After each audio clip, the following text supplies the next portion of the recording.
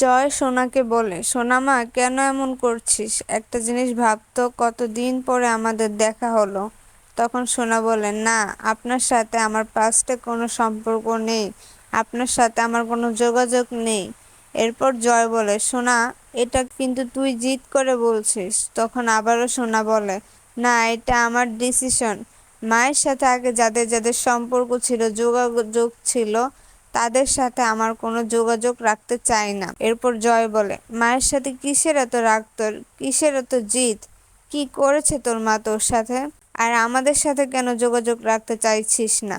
তখন সোনা সূর্যকে বলে, বাবা তুমি চুপ করে থাকবে প্লিজ? কিছু বলো তুমি বাবা, প্লিজ কিছু বলো।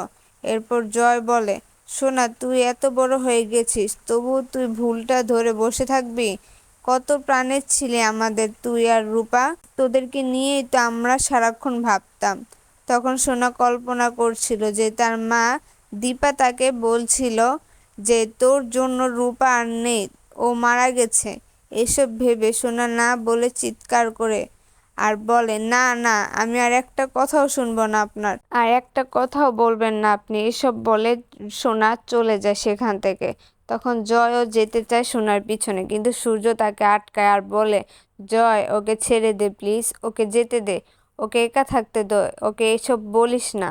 তখন জয় বলে, কি বলছিস তুই এসব?